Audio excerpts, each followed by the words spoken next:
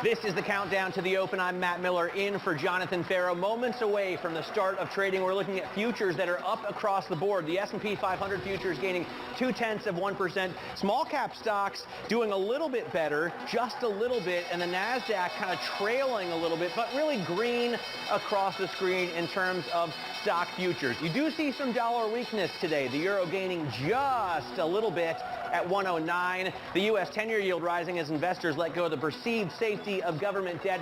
And NYMEX crude, really a number I think everyone's been waiting to see, up only $1 a barrel. So after the big gain we saw from the surprise cuts, OPEC Plus cuts on Sunday, we see that rise kind of leveling off a little bit. Crude trading WTI at 81.41. Now, some of the world's biggest companies continue to tighten their belts. Walmart is one of them, planning to lay off more than 2,000 workers as Apple looks to eliminate some retail positions. Let's bring in Abigail Doolittle for more on the job cuts. Abby? Well, Matt, you know, the drumbeat of this story continues to go on because just yesterday we heard about the story about McDonald's where their corporate workers are home yesterday through Wednesday as they learn about job cuts virtually. So today we're learning about those job cuts from Walmart, as you were talking about. It's in their e-commerce warehouses, specifically in Texas, Pennsylvania, Florida, and New Jersey. About 2,000 workers are affected. On the other hand, they're actually adding in other warehouses, so it's not clear what the net effect is. And thus far, they have avoided what's happened with Amazon, 9,000 workers cut. Apple, it's very interesting. It's a small number of corporate retail jobs that are being cut, and it's notable because it's the first known part of layoffs for this company since they talked about belt tightening last year. Now, as for the roll call in terms of all the jobs cuts, technology most affected, not surprisingly. Think Amazon, Meta, on down the line. More than 170,000 jobs cut. Discretionary, 110,000. So I suppose we put Amazon in there technically. Industrials, financials, and communications. These are the top sectors that are affected. Now, in terms of how these sectors performed on the year, what's really interesting, Matt, two of the top stocks on the year, Amazon and Apple, both up more than 20%, Apple up close to 30%, while Walmart and McDonald's, two of those other companies that are laying off people. Well, the outperformance is for technology. It's unclear if it has to do with job cuts and becoming more quote-unquote efficient, as Meta calls it, or if it has to do more with the volatility that we've seen in rates. Abigail, did McDonald's really tell its executives, stay home for a few days, we're going to email you whether or not you're fired? Yeah, it's really pretty amazing. The email went out last week, apparently, to workers. They have more than 150,000 corporate employees worldwide. They've been making layoffs since 2018. That's down from about 235,000 at that time period. So significant cuts have already happened. But what makes it so unusual is that, yes, these corporate workers were told to work from home Monday through Wednesday and that they're going to find out virtually, unknown if it's email, Zoom, but sort of a harsh way to perhaps make these layoffs. Although, if you recall, Twitter, it sounds as though they made some layoffs by email. So maybe this is the new way of doing it, even though the bedside manner not great. Yeah, unbelievably cold. Reminds me of the rumor that Phil Collins divorced his wife via fax. That is, however, unconfirmed, I should point out. We're also watching Tesla shares rebounding after deliveries in China jumped by 19% this month. The figure's painting a slightly more positive picture for demand in the world's largest auto market. Bloomberg's Ed Ludlow joins us now from San Francisco. So, Ed, what do we know about, the ups and downs of Tesla? How much inventory do they have, and do they need to cut prices to work it off? Yeah, so take a look at the stock real quick. We're up 1.4% and rebounded from Monday's session. Monday's session, the biggest drop since Jan 30 on the quarterly delivery figures, which are global, right? What we're talking about in China's case is wholesale data, deliveries that go to dealerships and delivery centers, not directly to the consumer. Significant growth in the quarter, up about 19% month on month, 35% year on year. But again, this is wholesale data from the China Passenger Car Association. We use it more as a barometer of production levels than we do delivery because it goes to those dealerships and delivery centers and not directly to the consumer. I'd also point out, we don't show it on this board, but BYD, the domestic rivals Tesla in China, sent 206,000 EVs to dealers and wholesalers in that month of March. So they're at another level when it comes to their output from plants in China. Still a critically important market. When we get the retail data, we'll have a sense of whether price cuts in China specifically have been a good lever to induce new pockets of demand. There was a question mark about that, why the stock fell 6% or so on Monday, even though quarterly deliveries came in above analyst expectations. It was year-on-year growth of about 36%, which is below the 50% annual average growth rate that Tesla's targeting. I think it's an excellent example of what's going on in the industry, Ed. And you work closely with two of our smartest Motown reporters, right, David Welch and Keith Naughton. They have a great story about the fact that car makers just ramped up production as consumers were flush with cash and wanting to buy new products. Now they have a ton of inventory, but prices have risen so high that nobody can afford any of these cars. Exactly. And then financing costs have exacerbated the issue. So the data is a real mixed bag, right? You can say on the one hand that they're seeing strong growth in U.S. new car sales in the first quarter. That's not universal. Stellantis, for example, really struggled in the first 3 months of this year. But what's to come? You look at the sort of average sticker price of a vehicle in this country at about $50,000 US, the average lease payment being so much higher than it was pre-pandemic. The concern from this industry is now we see sales continue to drop off because of the higher rate narrative and the impact on the consumer. Again, a mixed bag of data set. We did see vehicles when the chip supply was tight sitting on the forecourts for about 20 days. That's now up to 34 days. In other words, cars are sitting there longer waiting to be bought. Real mixed bag, and it's hard to get a read on the consumer through it. All right, Ed, thanks very much. Ed Ludlow reporting to us live out of San Francisco on Tesla and really the expanding auto industry, which he covers for Bloomberg Tech. Now, a growing chorus on Wall Street sounds the alarm for what's ahead. Morgan Stanley's Mike Wilson still looking for a bottom to this equity market. Chris Harvey of Wells Fargo coming out with his own warning. Take a listen. We're in a slowing economy. We're staring into a recession. The Fed is not going to bail you out. The economy is not going to bail you out. And if you can't make numbers, it's going to be a very, very difficult period. And it's going to be a very difficult year because typically we see serial correlations with these issues. We haven't seen this big pain, but typically before a recession or before a big slowdown, this is when we start to see things really change. Add to that, last year's big bull, Marko Kolanovic, is sounding continually bearish in 2023. Joining us now also from JP Morgan is Mira Pandit. So, Mira, what do you make of all of this bearish sentiment kind of building up to levels we haven't seen in quite a while? Is it a contrarian indicator? Look, the markets have been remarkably resilient year to date, probably more so than most would have expected, but policy response is the ultimate pacifier to market volatility, and we saw that policy response during the course of some of the banking stress that has helped propped up markets. We've also seen that a lot of the outperformance of markets so far this year to date has been coming from a small number of stocks within the tech sector, so it's not necessarily a broad-based rally. What I would also point to is when we look at history, market cycles and economic cycles do not always tightly align. So we tend to see markets bottom before the unemployment rate spikes, before the worst of the recession. Take 2009 as an example. When we saw markets bottom in March, we started to emerge from recession in the summer, and we still saw the unemployment rate climb to about 10% by October. So none of these things necessarily happen in concert over time. So one of the reasons that we're a little bit more sanguine about where we go from here in terms of markets not necessarily needing to see a new low is that dynamic precisely. Could we go a little bit lower than we are today? Probably, but I don't think we necessarily need to plumb brand new lows versus the fall. Morgan Stanley's Mike Wilson argues that tech's recent performance may be a fluke. He says we fielded an increasing amount of client questions on whether tech is a defensive sector. Our work suggests it's higher beta and more pro-cyclical than the traditional defensive areas of the market. Tech's relative outperformance may have been aided by the perception that the recent increase in bank reserves is stimulative for risk assets, a dynamic we don't ultimately believe to be the case. I think it's really important to have you on, Mira, because we get JP Morgan Asset Management's take. You know, how are investors voting with their feet right now, and does that continue? You certainly see an interest in tech because tech was very defensive during the last recession. Part of that was the particular nature of the recession that happened during the pandemic, but also what we're seeing right now is that the outlook on rates is lower than it would have been coming into the year and perhaps lower than it would have been at the beginning of March. So that tends to help some of these longer duration areas of the stock market. And I do think that to some extent tech can be somewhat defensive. A lot of these are essentially blue chip companies that are high quality.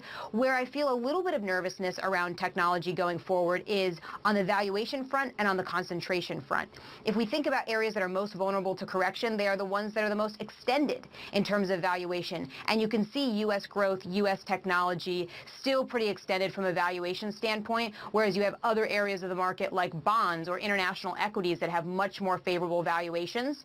And then to add to that, if we think about the concentration issues, the top 10 stocks in the S&P 500 make up almost 30% of the index, and yet they only account for about 20% of the profits. If we look during 2021, the concentration was still there, but the profitability was also there in more of an equal measure. So I do think that as an investor, we need to be concerned a little bit about being more diversified, being more balanced in this environment. Even if you look at the NASDAQ, an even smaller number of stocks makes up about 50% of the index. So for investors who are concerned about missing the rally in tech, you're probably not. If you own U.S. equities, you have some of that exposure. We want to dial it down to the right levels of exposure to make sure we're balanced across the portfolio. Mira, I want to ask you about banks. We just talked to Erin Brown at PIMCO. She likes the big banks as a tactical buy. On the other hand, Stuart Kaiser at Citi said he's still watching to see if private investment goes into regional banks that are obviously the shaky area. We've seen, in terms of banks, the rich got richer. What are you seeing in terms of your clients? How are they looking at banks, 3-4 weeks after the blow-up of Silicon Valley Bank? This is the opportunity to lean into quality. We've been leaning into quality over the last year or so. That is particularly relevant in this environment, especially if we do potentially see a recession on the horizon. So it's not necessarily a time to bottom fish. If you're just looking at valuations, you have to also feel good about the profitability, the health of different balance sheets. We want to make sure that we are gearing towards the highest levels of quality here. There are plenty of opportunities in the market when we look at valuations and pair that with quality and catalysts. So we do want to be a little bit mindful of scooping up some of the opportunities just because valuations are low. We want to make sure if we look at the broader picture and really analyze the fundamentals of different stocks or bonds that the quality is there. When we look at, we know that a lot of deposits flowed out of regional banks and into higher yielding, relatively high yielding money market funds. We know when I look at the ETF flows on the Bloomberg terminal, I can see that the flows went out of equities and into ultra short treasury ETFs. Now the problem with that, Mira, is that they're ultra short, right? The problem with money market funds is that those rates can fall. What do you think about, the attractiveness of cash?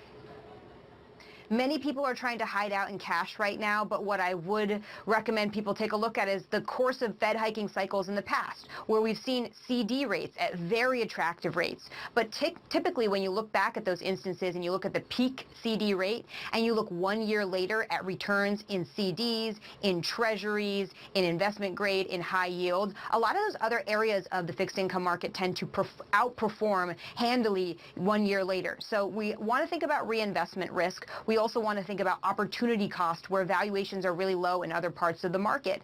And we would expect that yields are going to continue to come down across the curve over the course of the year, particularly as inflation dissipates very gradually, as we see a slowdown in growth. That's going to bring those intermediate yields down, which means that bonds offer a lot of protection potentially in portfolios. So we want to make sure that we are adding a bit of duration so that we have that portfolio ballast if times get a bit choppier. All right, Mira, great to get your take. Thanks so much for joining us. JP Morgan Asset Management's Mira Pandit. Now coming up, former President Donald Trump is awaiting his arraignment. The circus is in town in New York, and this circus is going to persist not for weeks or months, but maybe for the next couple of years. That conversation still ahead as we wait for the charges. This is Bloomberg.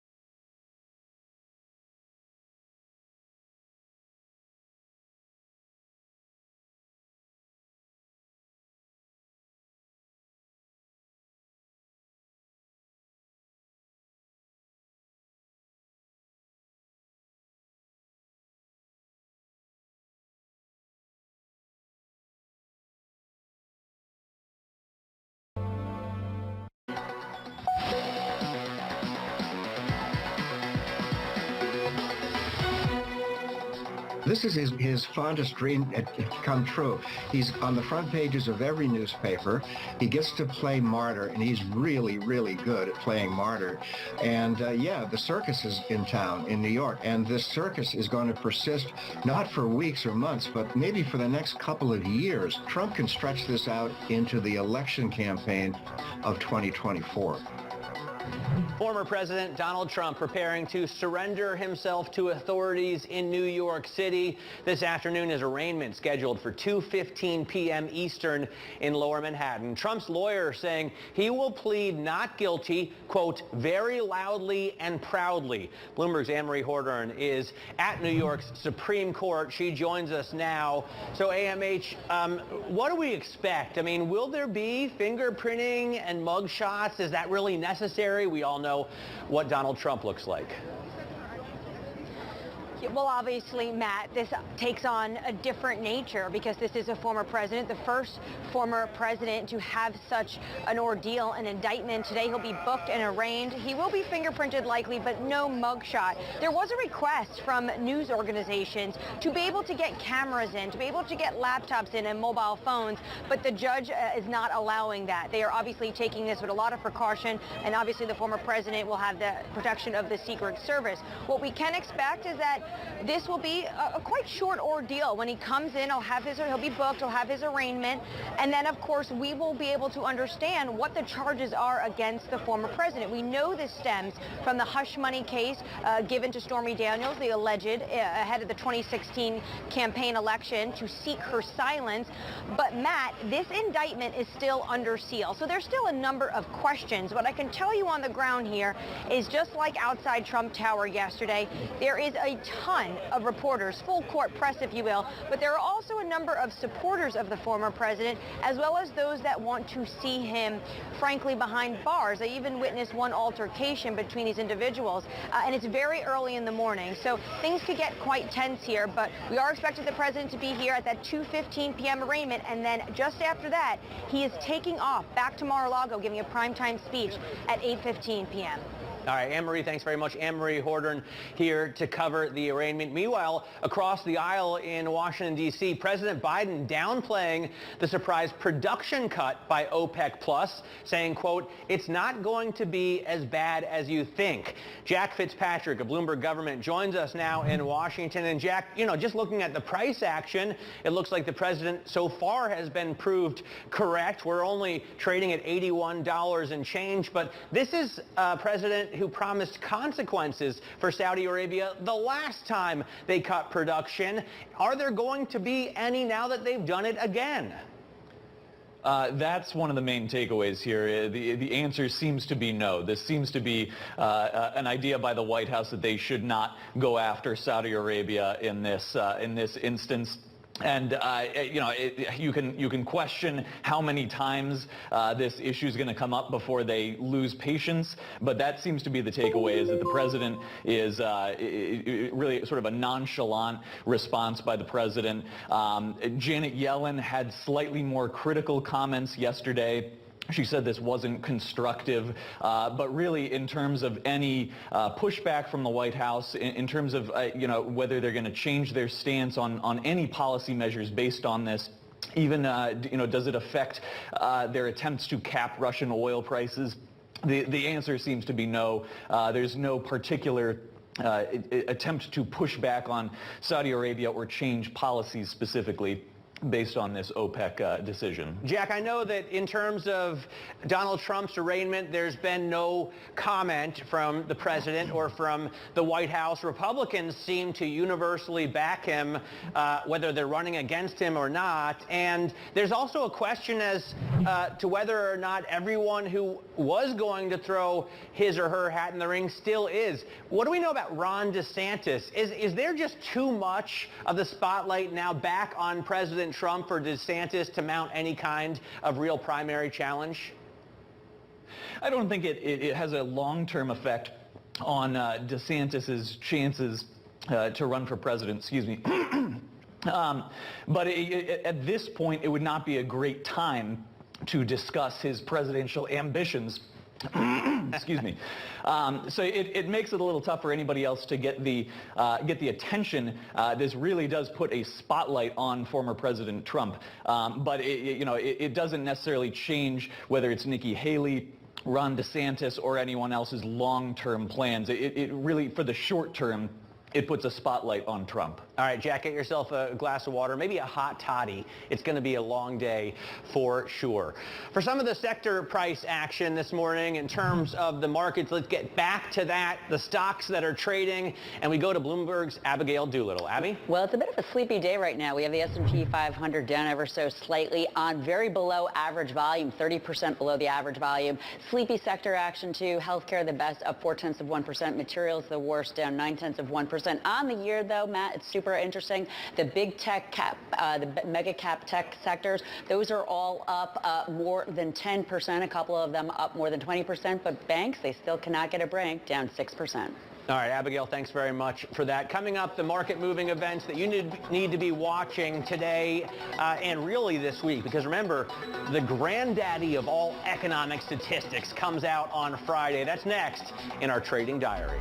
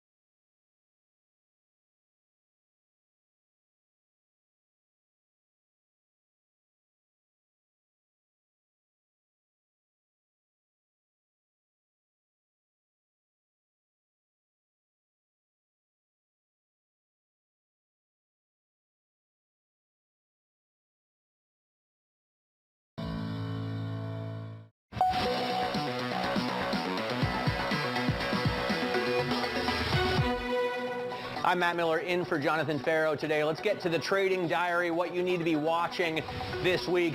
JOLTS data and durable goods orders coming out at the top of the hour. We'll bring you those live as they break, of course.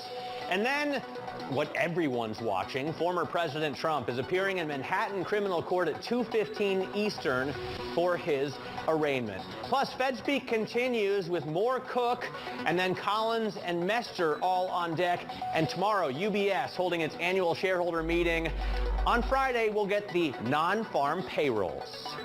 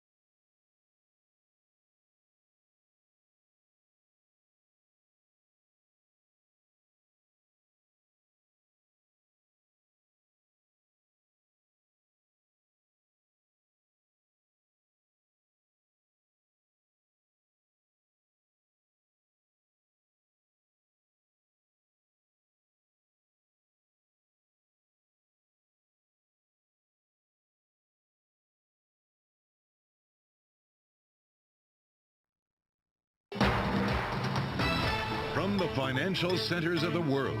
This is Bloomberg Markets with Alex Steele and Guy Johnson.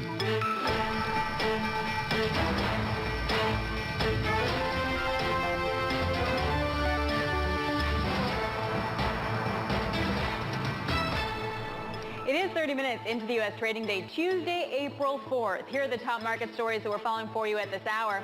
Calm before the storm. J.P. Morgan says the equity rally could falter and the inflows into stocks these past few weeks make no sense. Equities go nowhere, but there's too much pessimism. Bank of America says investor sentiment so pessimistic it's triggering a buy signal in stocks. We try to make sense of this market that's still pricing in Fed cuts. And warehousing job woes. Walmart will lay off over 2,000 people at its e-commerce fulfillment centers. We're going to talk to Mark Manduca, CIO of GXO, a global logistic company, to get his take. From New York, I'm Alex Steele with my co-host in London, Guy Johnson. Welcome to Bloomberg Markets. Sleepy was the word that Abigail used to describe the market, so I'm going to steal that for today. And Cameron Krice in his Macro Man piece said, I'm not going to lie, sometimes it's hard to figure out what to write about every day. I think both of those things sum up the market. Cameron, if you're watching, you can write about the JOLTS number because it's certainly moving the market. The two-year yield is down pretty sharply right now. We've got a 3.9 now. The reason for that, you come in at 9,931. The expectation was 10.5, down from 10.8. That 10.8 revised to 10.5. Remember that the JOLTS number is February data, so that's just worth bearing in mind. So this is pretty historical stuff, but in some ways it is a forward-looking indicator. Factory orders actually look worse as well, coming in at minus 0.7. Durable goods coming at minus 1, pretty much in line with expectations. So I would say, Alex, this is a continuation of basically where we were yesterday. The data are a little worse than anticipated. Yep, and you can see it now. Stock slightly positive, but it's really the bond market where you're seeing the biggest reversal. You're now seeing yields about 6 basis points lower on the 2-year after some heavier selling earlier. Yeah. So we're getting a market reaction. We got a pretty big market reaction yesterday, which eclipsed the OPEC story, which I thought was fascinating, which made the OPEC story a bit of a non-event, which makes you wonder what OPEC does next. But the data certainly are starting maybe to roll over. Maybe this is the impact that we've finally been waiting for of the policy tightening. What does that tell us about where policy tightening is going to take us next? It takes us, Alex, as you say, to our question of the day, which is Marko Kalanovic's question, but we're going to take it for today. Is this the calm before the storm? It was interesting, a year ago, Jamie Dimon's letter was talking about a hurricane that was going to hit the U.S. economy. He's just come out with his latest letter. We'll deal with that a little bit later. Mike McKee joins us. Isabel Lee joins us to talk about this. Mike, first of all, the data. Walk us through your read on what these numbers are telling us.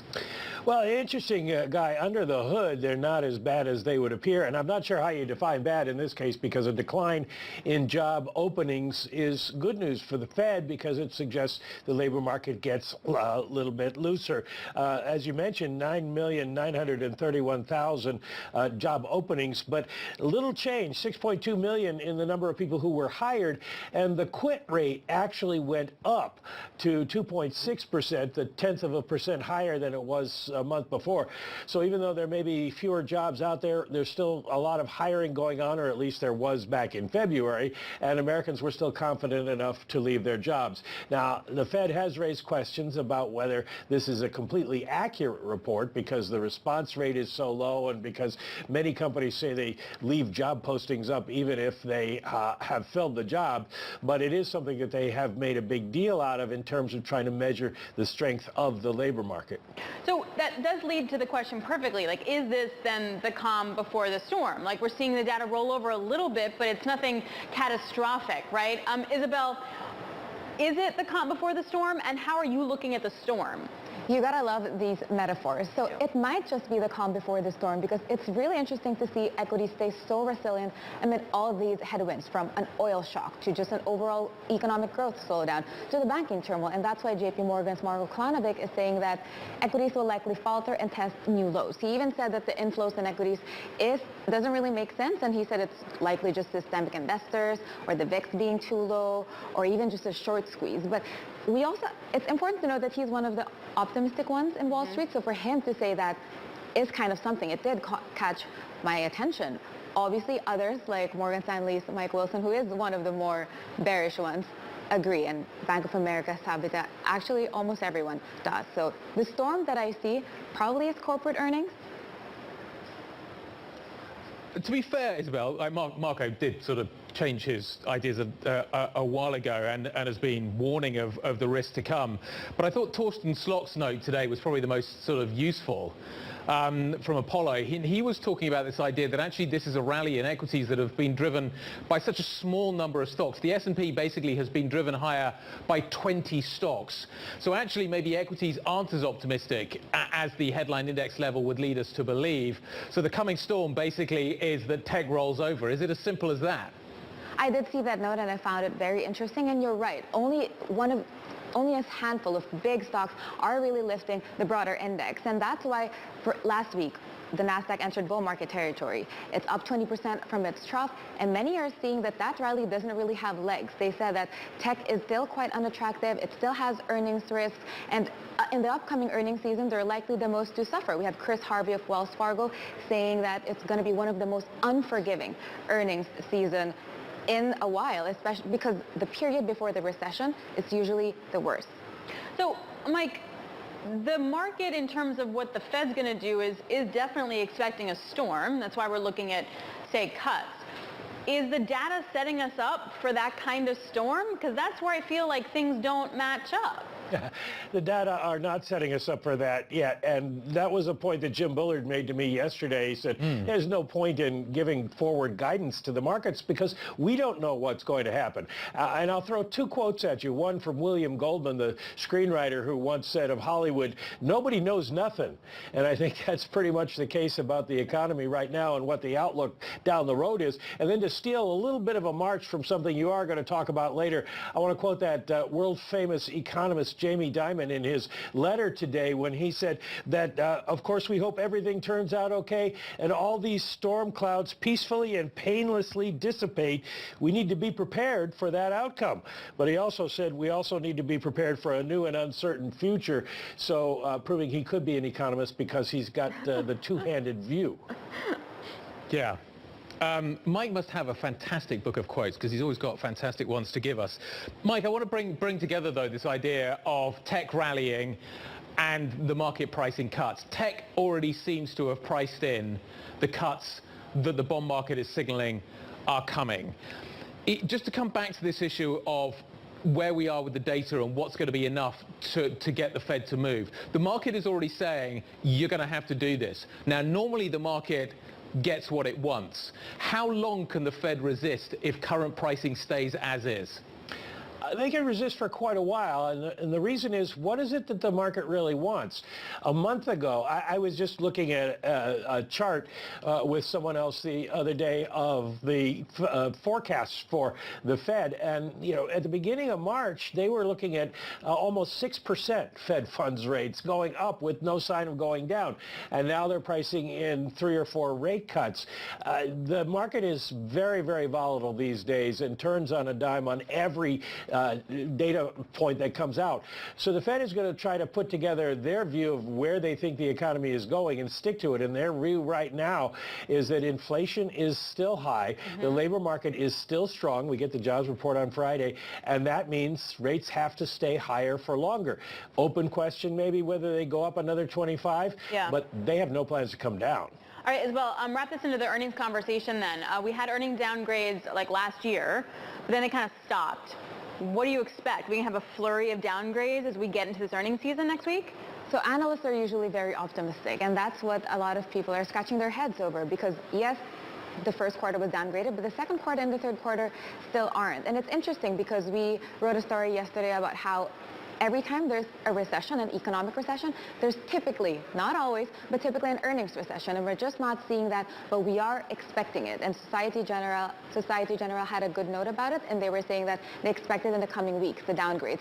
But we also have Bloomberg Intelligence saying that ever since last year, slowly people have been downgrading, but still not to the extent. I know. It's like we're waiting for it. Yeah. Is that the storm? I really don't know. Or are we already kind of expecting it? All right, guys, thanks a lot. Mike McKee and Isabel Lee, we appreciate it. I should point out that stocks pretty much go nowhere. The Nasdaq 100 is up 0.3% at the JOLTS data, but nothing to write home about. All right, more on the question of the day coming up next. Is this the calm before the storm? Katrina Dudley, Franklin Mutual Advisors investment strategist and portfolio manager, will give us her take. This is Bloomberg.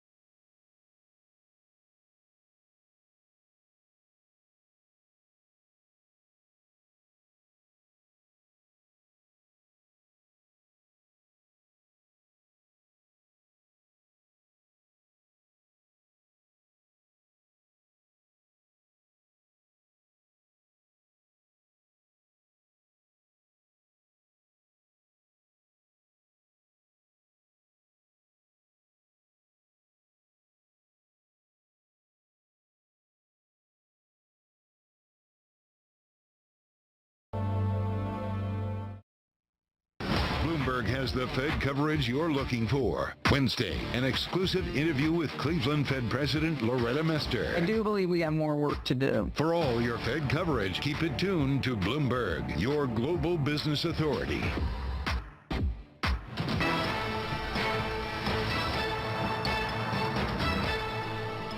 I think the economy is not collapsing. We're probably growing at potential, and that's going to mean that the unemployment rate is not going to rise in a way that everyone expects. And that ultimately leaves inflation, I think, unresolved, frankly.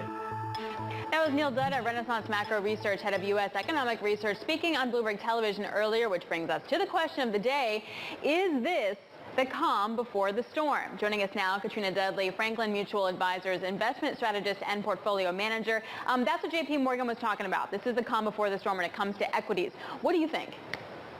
I think it depends what we're talking about in terms of what is a storm. Is it a recession? And what type of recession are we talking about? Because storm implies a really big, deep recession. And I just don't think that we have all of the indicators there to suggest that even if we go into a technical recession, it's going to be that deep recession that the word storm implies.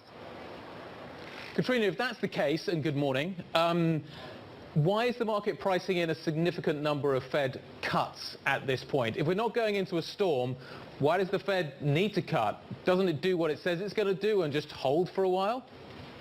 I think that we're at a point in the market where people seem to think that the Fed is going to do everything it can to support the market. And what we're thinking is actually the Fed is going to do what is right in order to control inflation. So we look at Friday's print, that still came in at 4.7. So we were, even though it is declining, so it's getting better, it's still a very high number in the context of in the last decade we've been looking at 1s and 2s. Mm-hmm. So I think that the Fed is basically in a a situation where they're very focused on that number, and we don't think that we're going to see the cuts that the market has been talking about, because the Fed really needs to see a lot of progress on inflation before they even contemplate it. So, Katrina, why then are yields continuing to trend lower, and why is the S&P over 4,100? I think that let's take the two questions because they're somewhat related and somewhat different. The decline in the yields is actually driving tech stocks. And if you take a look at the quintessential FANGmen, they peaked at 28% of the S&P. They troughed at around 18, and they've really inched up recently. And that's been because, that discounting mechanism, which is represented by the yield, has resulted in those long tail cash flows being worth more. So it actually makes sense what's happening in the market. So I think that that's the first thing. In terms of the yield, though, and it coming down, I think that people are actually less optimistic that the Fed will continue their rate hikes. I think we're looking at 25 basis points at the next meeting. If I go back, we were talking about 50s and 75. So I think that that's also one of the reasons that that yield has come down. Yeah, but Katrina, the market's pricing in a lot of cuts now, and not very far away. Basically, it's saying we're going to get another 25, and then the Fed is going to be offside, and it's going to have to start cutting aggressively. I hear what you're saying about tech, and in some ways that does make sense. But nevertheless, the market is signaling that the Fed is heading into a storm. The Fed is going to need to cut, and you do wonder how equities perform in that kind of environment. Maybe tech is all right, I don't know. But the market is signaling a storm. You don't get this number of cuts priced in without a significant change in the economic environment. And the thing is that that's what the debate is that if we get a real recession and a deep recession, the expectation is that the Fed will cut. But what happens if we don't get that deep recession and that the Fed doesn't need to do that cut? That means that the earnings estimates are going to come in higher than the market's expecting. So we can actually grow the earnings. But Katrina, you're saying that the bond market, there is a significant chance that the bond market is wrong, right? There is a chance that the bond market is wrong. I don't think that you can always say that the bond market is right, even though that's been the narrative for a number of months. So in that case, what does better, U.S. or Europe? We're the optimist on Europe, and you've known me my entire investing career. But take a look at the valuations. If you pull up WEI on Bloomberg, you can see that the European markets are trading at 5 multiple points cheaper than their U.S. peers. We don't have the banking crisis over there. Obviously, we've had the merger of Credit Suisse into UBS, but that's really all. And even when the market tried to pressure the financials, you look at what happened to Barclays and Deutsche Bank, those stocks have really rebounded. So we continue to like the setup in Europe that's driven by the cheap valuations and a lot of good structural reforms that is happening in those markets. And then finally, they do have an infrastructure fund, and like the U.S., that is going to be a driver of earnings going forward. Okay. I'll take the other side of that, Katrina. Europe is being driven by China. Europe is being driven. You look at what's happening with the luxury stocks. They are breaking out. They are moving strongly to the upside. There is an expectation that industrial orders are going to come as well. The danger is that the ECB over-tightens. Is Europe just a China play at this point? I hear what you're saying about the domestic position, but isn't the stock story being driven by China? But in terms of the luxury goods sector, and I think you're really pointing out something about why understanding what's happening, Guy, is just so important. Why are those luxury stocks rallying? It's not because people are expecting a lot of people in China to significantly increase their demand suddenly. They've been locked down, so they're now actually getting out of their houses and they can go and buy those products. But more importantly, we know that the Chinese consumer loves to buy their Louis Vuitton handbag and take a picture in front of the Eiffel Tower. And that's what we're pricing in, the fact that the Chinese can travel and they're going to start to travel. So I think that the luxury stock dynamics are reflecting that very specific trend. In terms of China as an industrial economy, yes, you are seeing some of these German companies price in the fact that China is getting better and they are more exposed to Chinese industrial demand. But that's not the only driver of those industrial stocks in Europe. But Katrina, before we let you go, does the 2-year hit 3.5% or 4% first? I think that the market is sitting on a tightrope, and I am actually, for once in my life, not willing to call it the bet either way. And I don't like that word bet, as we know. But I just think that there's so much going on, and that we just need to take this day by day, and we need to be very focused on what's coming out. And we're looking at, the PCE indicators, we're looking at the PMIs, and that's really going to be the bigger driver of where the 2-year goes. Katrina, always great to catch up. Worth noting that Emmanuel Macron, the French president, is in China today. Katrina Dudley, fantastic as ever. Thank you very much indeed. Franklin Mutual Advisors investment strategist and portfolio manager. Up next, Apple. Apple planning to eliminate a number of corporate retail jobs. We're going to talk about the significance of this. It's the first known cuts since the company embarked on its belt-tightening effort last year. We'll dig into the details next. It's time for the startup. That's next. This is Bloomberg.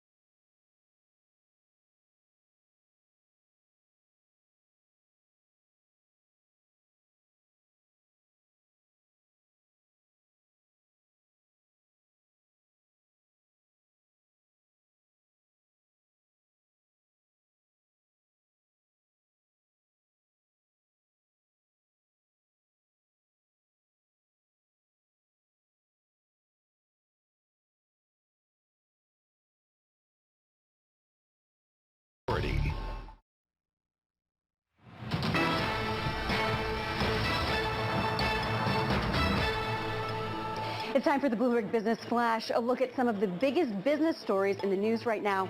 I'm Simone Foxman. Virgin Orbit has filed for bankruptcy. The satellite launch firm tied to billionaire Richard Branson couldn't secure the funding needed to keep operating. Virgin Orbit had a high-profile launch failure in January, and then its stock collapsed. It hadn't turned a profit as a public company. French skincare giant L'Oreal has agreed to acquire luxury cosmetics brand Aesop in a deal valued at $2.5 billion. Aesop was founded in Australia and developed a cult global following. At L'Oreal, Aesop joins a cast of luxury brands such as Lancôme and Yves Saint Laurent. Canada's Tech Resources is said to be open to offers from potential suitors once it finishes the spin-off of its steelmaking coal business. The Canadian miner has rejected an unsolicited $23 billion proposal from Glencore. Teck will go ahead with a shareholder vote this month, separating its metals and coal divisions. And that's your Bloomberg Business Flash. Alex. All right, Simone, thanks a lot. So it is 20 past 7 on the West Coast. Want to get to the startup when we cover the top tech stories from the beautiful Bay Area and beyond as Silicon Valley starts its morning. Joining us now, Bloomberg Technology co-host Ed Ludlow. Hey, Ed, let's start with Apple. What do we know about this limited number of job cuts? Yeah, so Bloomberg's Mark Gurman is reporting that they are eliminating some roles focused on kind of the leadership and strategy behind store rather than retail store employees themselves. You know, that's according to sources. We're avoiding the word layoff, right? These are strategic cuts, and internally Apple is billing it as a part of making the store experience better, you know, rather than responding to macro pressures. But as Guy was alluding to a moment ago, Apple has been under a sort of belt-tightening plan since last year, which has included cutting budgets and reallocating resources to more critical parts of its business. Does that imply that retail is not critical? Again, what we don't know is the number of cuts. We do know some managerial positions are being cut, and that Apple are offering some of those roles the opportunity to reapply within the business to other roles. But to answer your question, you know, that's how it's being billed, a rethink on the strategy, a realignment on store direction, not the folks in the store themselves, as far as we're aware from the reporting. Hey, Ed, is there a macro signal that some are taking from this, or is this just like a bloat rethink signal? Well, look, Apple certainly, you know, acknowledged headwinds, particularly in regions like China, right? You think about sort of the impact of the second wave of COVID towards the end of last year. The difference, we talked about it on the start very often, is that Apple hired more judiciously than its mega cap tech peers over the pandemic era. Their top line grew, and we use that same measurement. The units of revenue added per new employee, Apple leads the pack in that respect. They didn't add that much headcount, they did grow sales. And so, you know, that's why there seems to be an emphasis on these are not layoffs. This is part of that belt tightening, or at least rethink on strategy internally. Alex wants to ask about HBO. She's very interested in what is happening with Harry Potter. Yep.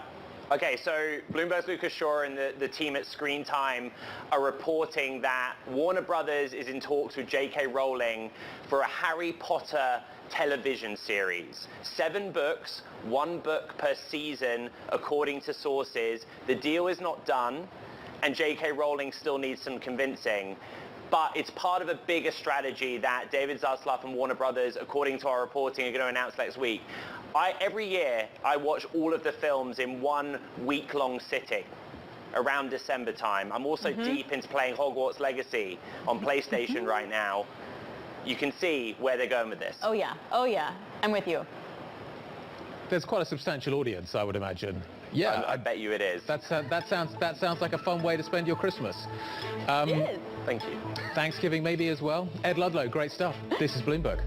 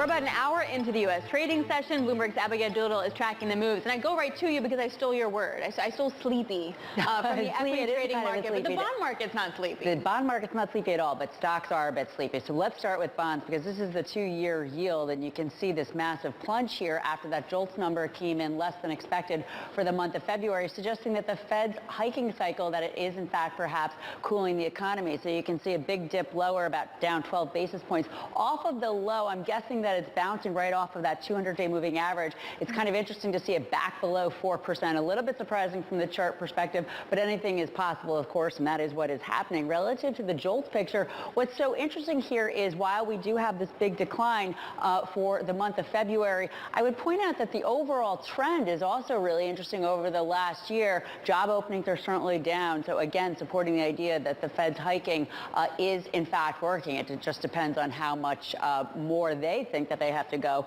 but clearly here the hot economy is cooling to some degree. As for stocks on the day, let's take a look at the sleepy action, at least for the S&P 500 down a little bit, the NASDAQ 100 up a little bit. On volume, that is very well below average, about 30% below the 20-day average. However, you can see a bigger loss for the NASDAQ Golden Dragon Index. Some of those mega cap tech indexes, tech companies are lower. And then the bank index down 1.7%. Banks on the year are, of course, lower, but let's take a look at the year because this is a pretty interesting divergence here. On the year, you have tech up about 20%. You have the S&P 500 up about 7%.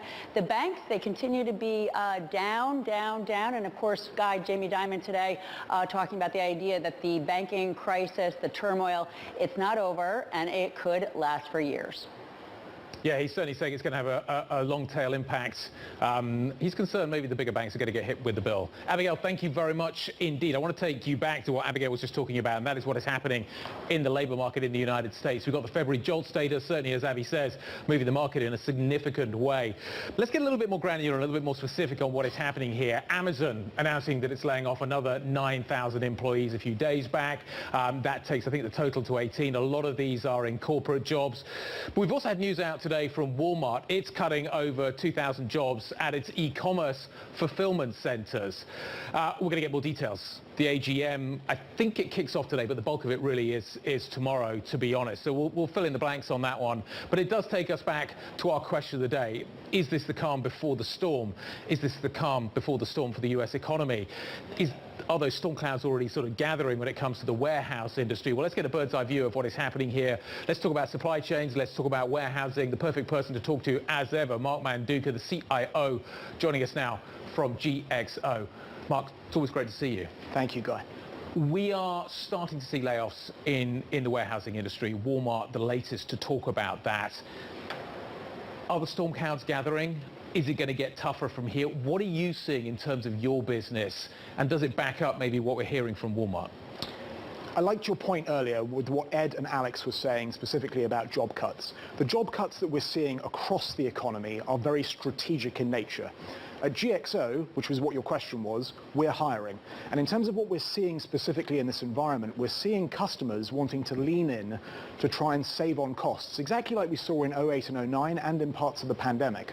And what's happening is they're asking for more automation within the warehouse to save those costs, and that's why they're coming to us.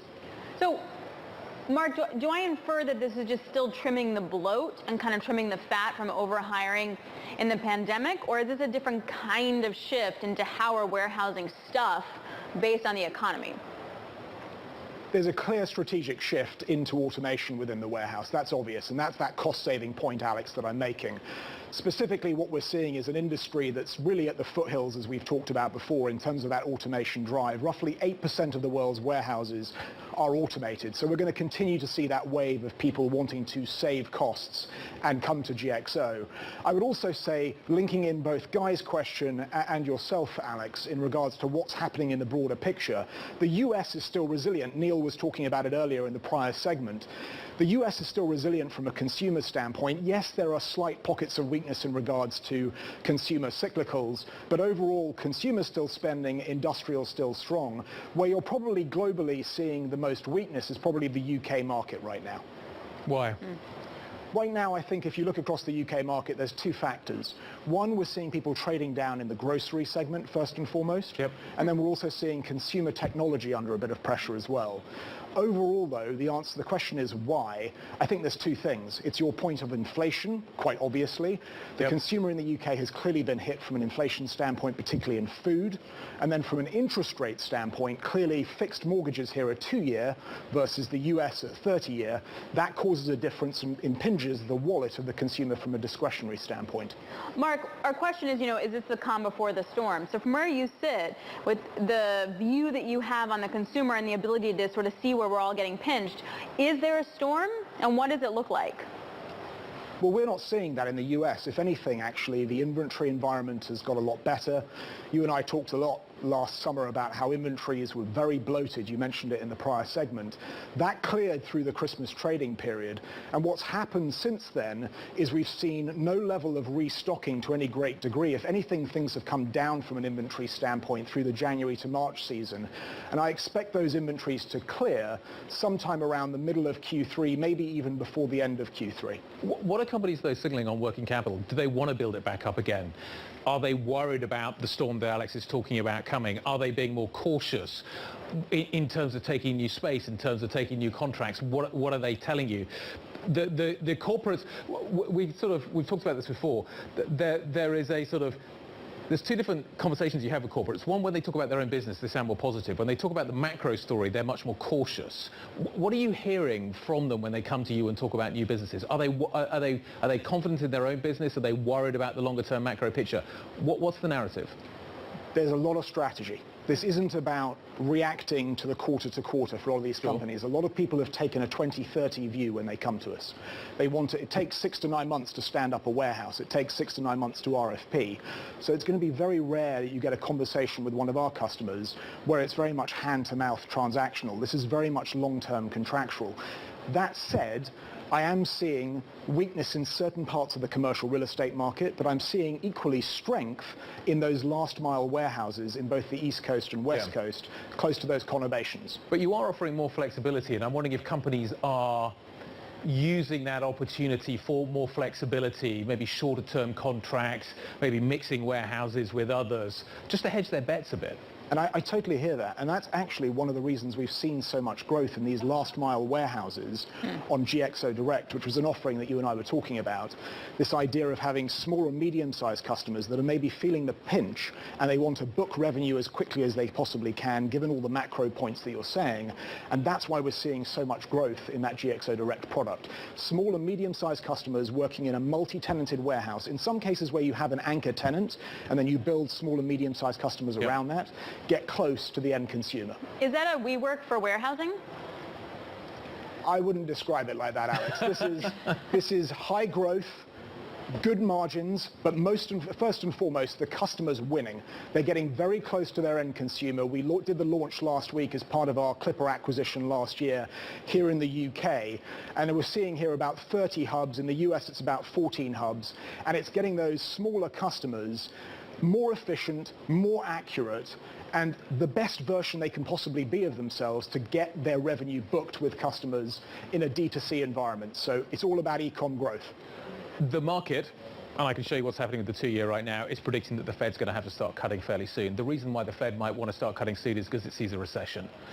Do you see a recession? Go back to that point on the consumer. US, I'm still seeing resilience. I think that has to be the overall message there, even if you're seeing those consumer cyclical sectors under some sort of pressure.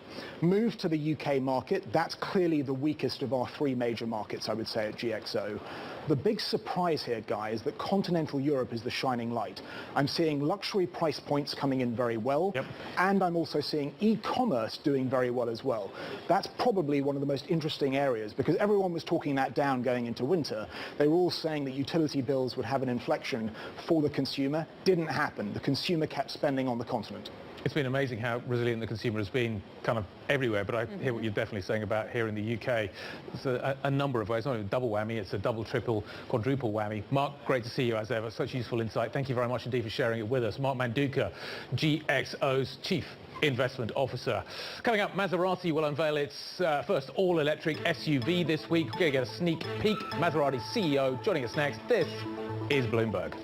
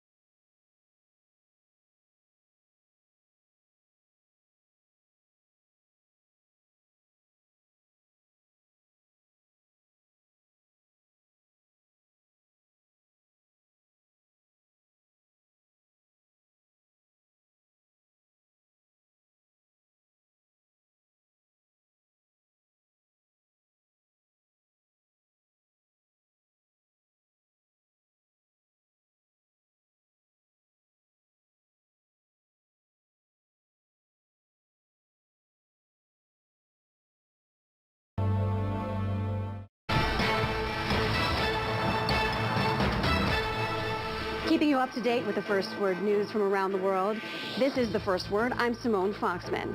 There's never been a day like this in Manhattan. Former President Trump is in town to surrender to law enforcement officers, be booked, hear the charges against him, and enter his plea, not guilty. The case involves hush money payments to a porn star during the 2016 campaign. New York City authorities say they're prepared for any disturbances. Finland has formally become the 31st member of NATO. Today's ceremony in Brussels completes a tumultuous process that was sparked by Russia's invasion of Ukraine. Finland's addition will bring the military alliance more than 800 miles of border with Russia. Taiwan is defending President Tsai Ing-wen's plan to meet with U.S. lawmakers led by House Speaker Kevin McCarthy. The meeting is set for Wednesday in Southern California. Taiwan says it is the right of the Taiwanese to have exchanges with democratic countries. China says it will take what it calls resolute measures to safeguard its sovereignty. Global News, powered by more than 2,700 journalists and analysts in more than 120 countries. I'm Simone Foxman, and this is Bloomberg. All right, Simone, thanks a lot. Really appreciate it. So the luxury automaker Maserati will be unveiling its first all-electric SUV in Milan later this month. Maserati is part of the Stellantis family of brands that includes Alfa Romeo, Chrysler, Fiat, Jeep, and all the rest. Davide Grasso is Maserati's CEO, and he joins me now in studio. It's a pleasure. Thank you for joining us.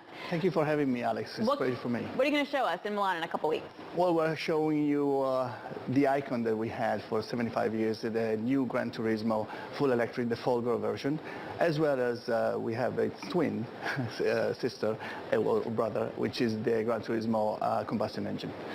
We're launching it at the Milan Design Week. So we're very excited about that. It's the first Maserati full electric. It's the first Italian luxury car going full electric. And that's just the first step for us. This is a very electrifying year for us because soon after that we're going to launch our DUV, the Grecale full electric Folgore, later in fall. And we're going to get the Quattroporte next year. Davide, great to see you on set. Thank you very much indeed for joining us. It's Guy in London. As you electrify Maserati, do you become more Stellantis in your DNA because you're going to be using more and more of the platform that the company is going to be using broadly across its new EVs? How does that change the kind of the DNA of Maserati? Well, it's a great question, Guy. And you know, Stellantis has 13 brands and they all have Stellantis DNA in their blood, as much as also each of the brand has the specific DNA of the brand. So for us, being part of Stellantis has represented and is representing incredible competitive advantage because we can further accelerate and elevate our offering, leveraging the innovation and the technologies that are available from a Stellantis standpoint. In fact, our journey has been accelerating in this regard significantly over the last 2 years. So, though, keeping that in mind, what kind of profitability would you need to see for Maserati to spin out on its own? Well, that's a great question. You know, we're looking at the profitability for Maserati, full stop, and then and our profitability is now on double digits. Last year, in the second part of the year, we ended with a 10.1 profitability level, which is constantly increasing, and we're eyeing 15%, which we consider benchmark within the next 12 to 15 months, to then move further north towards 20%, which is would 20% be the area where you want to be solo? We believe we're a luxury brand that epitomizes Italian excellence around the world and has done that for over 100 years. At 20% profitability level, it's in the right ballpark for us. Davide, let's talk about Italian excellence. Ferrari is definitely a Veblen good. The higher the price, the more people seem to want them. I'm wondering if Maserati has reached that point as well in terms of the luxury offering that it represents. We are going in potentially into a tougher time. The higher rates matter to Maserati anymore. You are seeing yourself as a luxury business. Does the banking crisis matter to Maserati anymore? Have you elevated yourself beyond that? Or do you still think there's further to go in terms of elevating Maserati's luxury status? Well, you know, luxury is a promise. It's a promise to beat customers' expectations, and it's an ongoing journey for us. So that quest and that journey never ends. It's constantly looking at who is our customer, which is a global luxury customer, understanding what his or her needs are, and delivering, actually beating those expectations. Our strategy has been put in place a few years ago, and a couple of years ago, and the results are telling us the consumer is understanding our efforts in this regard, starting with quality and then design, performance, and flair, which is unmistakably Italian. And so we're on this journey which is giving us the right type of responses, and we'll continue to invest in this regard. So there's been a lot of drama between the U.S. and Europe when it comes to the IRA and the subsidies for EVs and how things have to be manufactured in either Canada, Mexico, or the U.S. to a certain degree to qualify for the subsidies. Does that affect Maserati at all if you're on the luxury end? Does that concern you? Do you think we're in a subsidy war environment?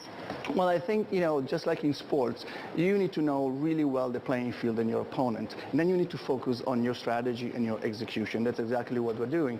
For Maserati, the strategy is about, again, representing Italian excellence in luxury around the world. So for us, Maserati is made in Italy, will be made in Italy. If it's not made in Italy, it's not Maserati. Beware of the fakes, So for us, knowing all these dynamics, it's really important that we understand exactly what's happening. But the movement the consumer is having towards electrification, for example, it is past the tipping point. So it's our responsibility. We don't make the rules around us. We cannot decide for the customer. What we can do is get ready and satisfy the customer needs on their terms. Davide, Tesla is cutting prices to drive volume. Is that something you want to do? Do you have the margins that you can compete with that? What do you think about that as a strategy?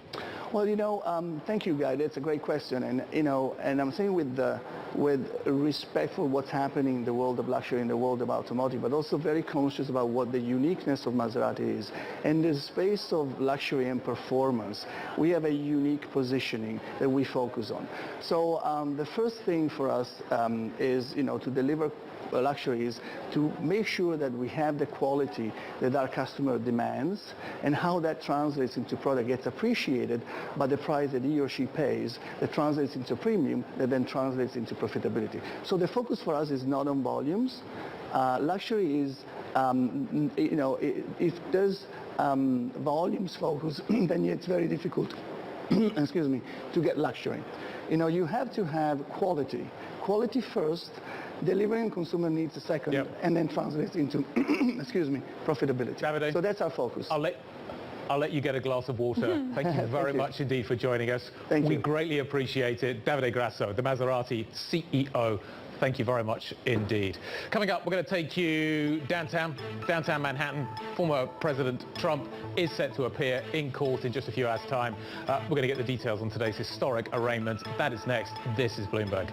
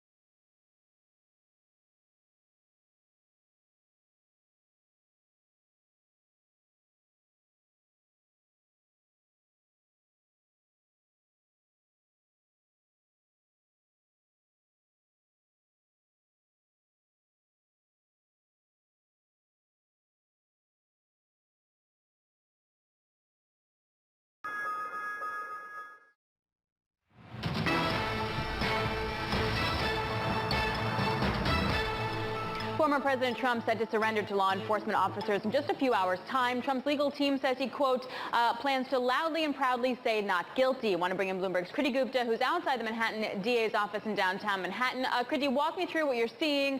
What's on the ground? Yeah, Alex, it's a pretty intense situation that you are seeing in downtown Manhattan. We are right outside the district attorney's office. This is where former President Trump to arrive shortly to be arraigned this afternoon, which essentially means this is where they're going to tell him what the charges actually are. And to your point, he is going to be pleading not guilty according to his defense team. But take a look around me. You are seeing police to my right. You are seeing protesters to my left. And of course, a horde of media right in between. And of course, a lot of this, the sounds you are hearing behind me, has a lot to do with pro-supporters and anti-Trump supporters. We've already seen several physical altercations here as we await for the former president's arrival. Kriti, what is his strategy? What is Trump's legal strategy? Well, he's going to really try to limit the showmanship. That's according to one of his members of his legal counsel, Joe Tacopina. Over the weekend, that's exactly what they're trying to avoid. It's crucial when you talk about certain kind of moves that they were expected to make, something like dismissing the case altogether, for example, of the $130,000 of hush payment to adult film star Stormy Daniels. Yet, they're not going to dismiss the case. There was also some speculation that because the judge presiding over the case, his name's Juan Merchant, ruled against President Trump in another civil case, that perhaps President Trump would try to get the judge removed as well. Now, he has been very vocal on social media saying Juan Merchant hates me, but yet the team itself is not trying to remove neither the judge nor dismiss the case. And that's really all an effort to say, look, this is a case. We're going to cooperate with the due process of the law, but we are going to try to avoid showmanship. I mean, this is like stunning video that we're seeing downtown there, Kriti. Does the criminal charges qualify him for being president? Because really walking this forward to 2024 will be key. Yeah, this is a historic moment, but this particular criminal charge, if he is indeed convicted, does not disqualify him for president. But look, he's dealing with some other legal trouble as well. He's dealing with his role in the January 6th Capitol insurrection. He's also dealing with still the classified documents that were moved from Washington, D.C. to Mar-a-Lago estate as well. So those would be something that would disqualify him. But Alex, we are not there yet. And even with a criminal charge, he is still leading in the polls when it comes to the Republican primaries. Kriti, thank you very much indeed. Kriti joining us out of the DA's office. We'll continue to keep you updated as the day develops. Obviously, we are waiting to see the former president arrive a little bit later on and get more details as to what is happening. Let's talk about what is happening in the markets right now. Equities definitely rolling over. The stock 600 only now up by 1/2 of 1%. Energy continues to act as something of a drag today. The UK 10-year has been all over the place today.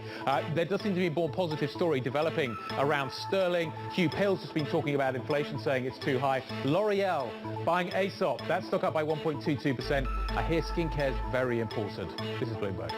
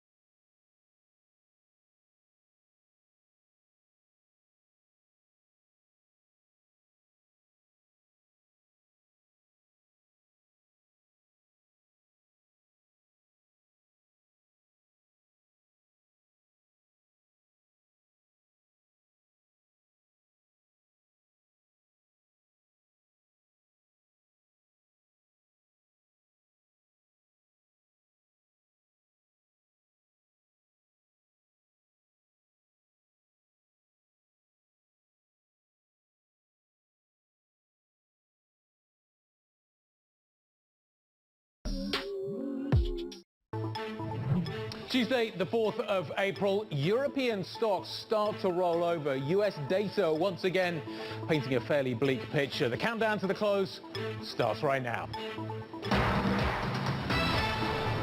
The countdown is on in Europe. This is Bloomberg Markets European Close with Guy Johnson and Alex Steele.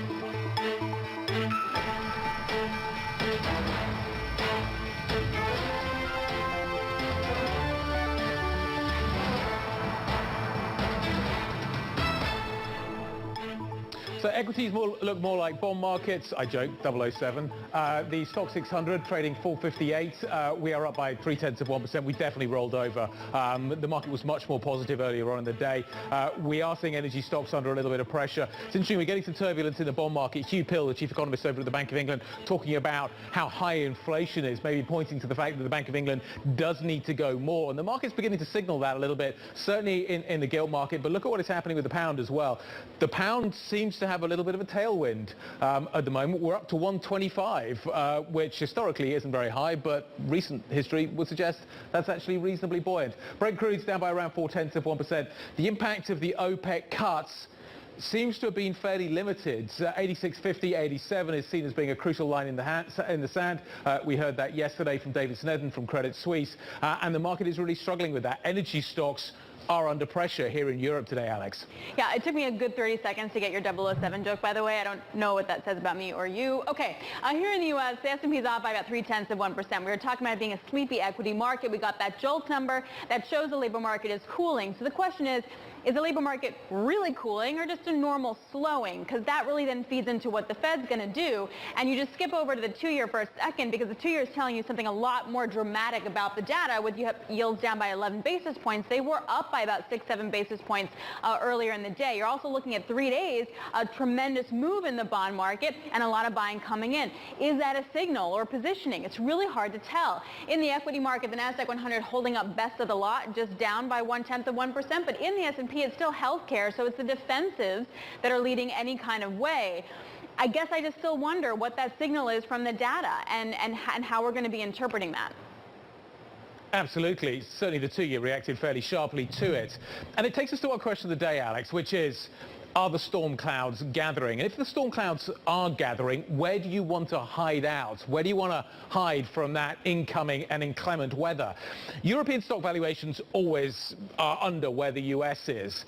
Are we starting to see that gap closing? Is Europe the place that you want to be right now? Now, traditionally, they always have been diverged. They're a little wider than they are normally. You can look all the way back to 2014 and see what happens here.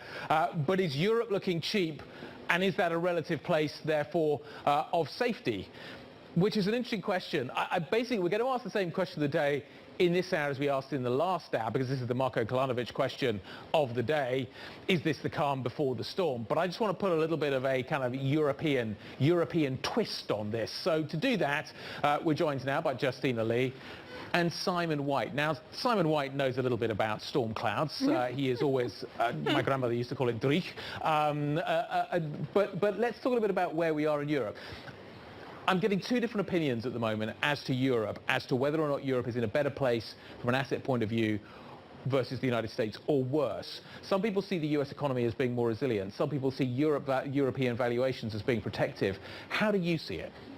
Well, I think, a lot of the optimism in Europe comes from a relative kind of where we were before. They avoided like a big energy shock.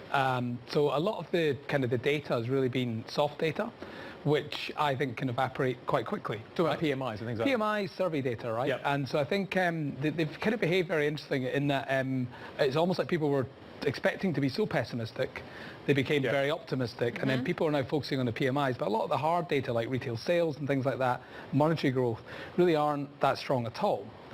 So it's a case of, could the soft data optimism evaporate as quickly as it appeared? And that's, I think, a risk for Europe. So arguably, though, be a risk for both sides. Justina, if this is a calm before the storm, is the storm different in Europe versus the U.S.? Yeah, and I think that kind of is the great question now. But I think across both sides of the Atlantic, I mean, what Kalanovich is really warning about is the prospect of a recession, right? I mean, I was reading a note from the JP Morgan side in Europe, and they were also talking about how it's actually not that uncommon to have great employment numbers in the first half and a recession in the second. And I think that's sort of the same question in Europe and the US right now, which is that, I mean, we've been worried about a red hot labor market. We've been worried about inflation. But, you know, once we have the effects from the monetary policy rippling through the economy, how quickly are we going to see that kind of feed through and then turn into negative economic growth? And I think that was what today's job openings numbers are underscoring. Justina, as well, when it comes to the equity markets, are we being hoodwinked? I look at what is happening in the S&P and I see a very strong S&P relative to expectations. But as Torsten Stock was pointing out, it's 20 stocks that are doing the heavy lifting there. And it's those big tech names that are really kind of having a disproportionate impact. Over here in Europe, if you take a look at what has delivered so far this year, it's the luxury sector. It's by far and away the biggest performer. Retail's not too far behind either. But it's those kinds of big luxury names that have done very well and are breaking out now. Are we basically looking at indexes on either side of the Atlantic and not really getting the proper picture as to what is happening below the surface? Yeah, that's a great point, because in a way, European luxury stocks are almost like the growth stocks of Europe. And what I mean is that if we think about the market in terms of investing styles, like when investors are worried about economic growth, they're seeing bond yields come down. They want the kind of growth stock that can deliver cash flows far into the future that are relatively untethered to the ups and downs of the economic cycle. And if we think about the pre-pandemic decade, that has always been, you know, tech stocks in the U.S., you know, Snowflake or Facebook. And in Europe, that has been like LVMH and the like. And so we always kind of wonder, how can bond yields be falling and the stock market be rallying? But really a lot of that is driven by the composition of the market. And a lot of the rally in U.S. stocks this year has indeed been driven by these big tech names that some people almost see as a haven from, you know, turmoil in the real economy. Yeah, which, Simon, leads me to think that is there something more fundamentally at play when it comes to, say, luxury stocks or just broad stocks in Europe? Because it's a China play and it's a consumer play, and that situation may be different than it is in the U.S. Yeah, I mean, it could well be very different. I mean, the thing with the tech kind of leading now in the US is it's even worse than the top 20 stocks. It's the top 3 stocks, and it kind of gets to the point of, you know, the market seems to have moved on from inflation being a risk, because these sectors, these tech stocks, are the highest duration. So there's definitely a feeling of the market's looking at things like low volatility. It's looking at flows into, you know, CTA funds, and it's also believing that inflation is now yesterday's problem, and it's powering the market as if like there has been a paradigm change and we've gone back to where we were before. What I think is interesting at the moment is that the tech stock story basically is a pricing in already of the cuts that the bond market is signaling the Fed is going to have to deliver. The market's already pricing in that there is going to be a there is going to be a helping hand that's going to come from the Fed. Here in Europe, we are still in a position where the market is pricing in a more hawkish ECB. It's behind the curve and it's still potentially got more work to do.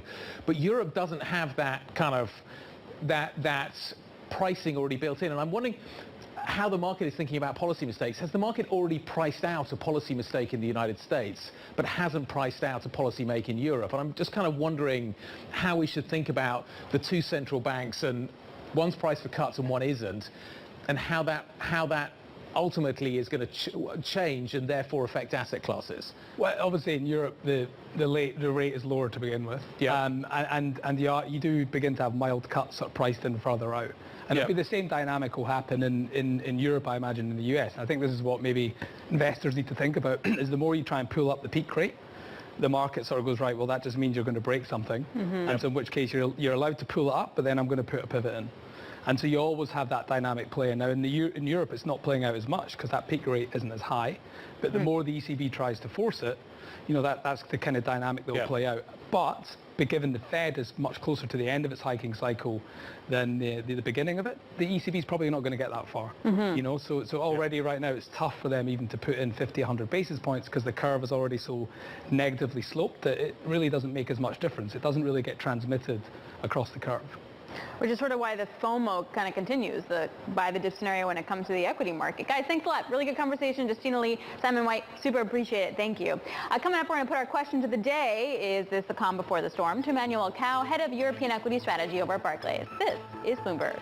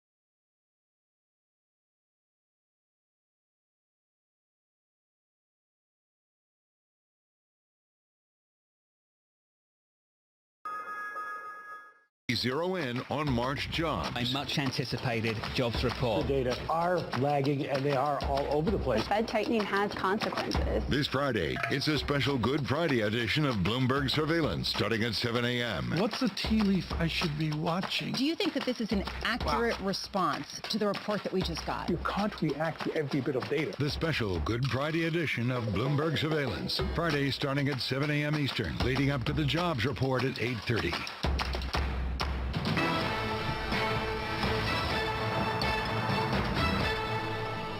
The European markets are trading at 5 multiple points cheaper than their US peers. We don't have the banking crisis over there. We continue to like the setup in Europe that's driven by the cheap valuations and a lot of good structural reforms that is happening in those markets. And then finally, they do have an infrastructure fund. And like the US, that is going to be a driver of earnings going forward. Katrina Dudley, Franklin Mutual Advisors, investment strategist and portfolio manager, talking to Alex and I a little bit earlier on about the fact that maybe she's looking outside the United States.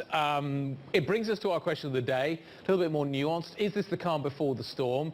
And if it is a storm that we are looking at, where is the best place to sort of batten the hatches down and hunker down? Emmanuel Cao, head of European equity strategy at Barclays, joins us now. Emmanuel, always a pleasure to speak with you. Thank you so much for joining us. Do you see a storm coming for European equities?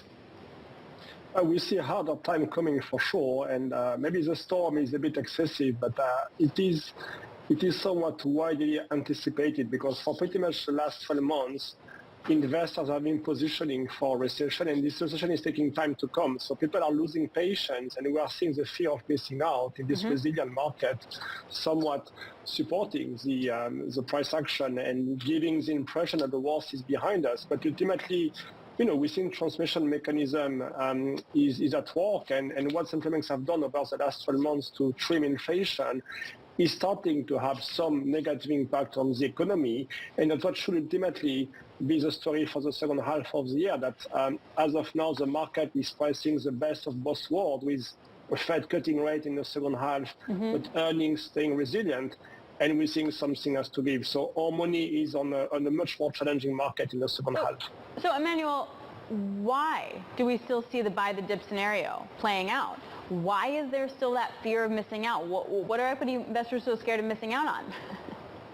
Well, I think people have been probably too early to position for recession, and as of now, the data is still holding up and somewhat better than expected. And then people have a lot of cash on the side. And I mean, we've seen a lot of clients in the last couple of weeks, and whoever we speak to has been reducing risk, has little risk exposure right now. So there's a temptation to participate in this market as long as the price action stays resilient. But I think the conviction is very low, and I think people can be easily whipsawed by the kind of changing volatility and price action. Emmanuel, do we also need to see a change in positioning? I was reading a Citi note earlier on that was talking about the fact there's circa 14 billion of shorts in the market that are underwater at the moment, that are out of the money. And I'm wondering whether we need to see those shorts cleared, whether we need to see the market have a shakeout, basically see the market being squeezed higher in order to finally get to the position where we can move lower. What do you think about positioning right now? I mean, from a pure tactical standpoint, and we're writing about that as well, positioning is light and the pen trade seems to be on the upside. So people are struggling when the market goes up. But again, we think it's quite dangerous to be just following the market and making assumption on positioning. People should just very much focus on fundamentals. And we think the kind of growth policy mix is not getting better. So yes, we might see the market holding up because the shorts have to be cleared. But ultimately, obvious that people should use any kind of strength in the market to de-risk somewhat and shift more defensive. Where defensive? What does defensive mean anymore? Well, I mean, firstly, we think the first line of defense has to be through the kind of balance sheet and credit sensitivity, right? So we want to own sector stocks which have the ability to absorb credit tightening, credit uncertainty. So we like strong balance sheet, and that's why we are still very much in tech, for example. But we also like staples, which give us a bit of defensiveness in terms of top line and consumer exposure. And we still like things like energy, which can give us a bit of stagflation hedge. We have geopolitics. It's a very complex market, but we have a different dynamics playing out at the moment. So we want to have a mix of quality yield and residual value exposure, but we are out of the credit sensitive areas like banks, real estate. We think consumer discretionary is looking a bit at risk, and then manufacturing, industrials, in our view, is mispriced because we see in manufacturing data the capex cycle study. Just to come back to that discretionary spend, luxury stocks, the big names, continue to go from strength to strength to strength. I have a board up on my Bloomberg every day. It's got 52-week highs on it. There's always one or two luxury names on that list, Emmanuel. How much further has that trade got to run? Not much in our view. Look, we've been pushing this kind of China reopening trade, and we suspect, the numbers with Q1 earnings will confirm that, China consumer is back on, and these stocks have very strong ability to monetize, Chinese consumer recovery. So we think fundamentals are looking pretty good here, but the price to pay is looking a bit stretched now. You are paying record valuation for some of these names, and I think the margin of error is quite small. So if you were to see some kind of disappointment, I think the market might be surprised. So if it's maybe kind of reasonable to kind of take some money off the table here and not just to pay momentum. Emmanuel, I know that you're the European equity strategist, but do you feel that the U.S. is a safe haven in this environment that we're talking about, or not? Well, look, U.S. has a more quality growth tilt, and if we are now shifting away from inflation to recession, and yields don't go back up, tech and growth and the long duration part of the market should play in favor of the U.S. Two things which for me are an issue for the U.S. One is positioning, because we think U.S. is a very crowded market, and we have not seen much selling by household or retail investors. And if you were to see more hit to the consumer and the labor market, that might be a kind of a risk to the U.S. market. And the second bit is that we are yet to see whether tech, consumer discretionary in the U.S. behave as defensive in a recessionary environment. So they have strong balance sheets, they have strong cash generation, but they also have significant cyclicality in their revenues and earnings, and that's something which might come as a challenge to look at the U.S. is a place to be in a more challenging market environment. So for now, look, we stick to an overweight on international equities. We have reduced our risk in Europe, but we think relative value positioning and maybe the fact that Europe is earlier in the cycle might play in its favor for now. So we think Europe and emerging market can perform relatively better than the US. Manuel, such a great pleasure to catch up with you. We always appreciate your time. Thank you for joining us here on Bloomberg. Manuel Cao, Head of European Equity Strategy over at Barclays. Okay, coming up, Italy is set to revise its economic growth outlook a little higher this year. That's obviously going to have an impact on the ratios. Are we seeing Giorgia Meloni changing tack? We're going to talk about her strategy next. This is Bloomberg.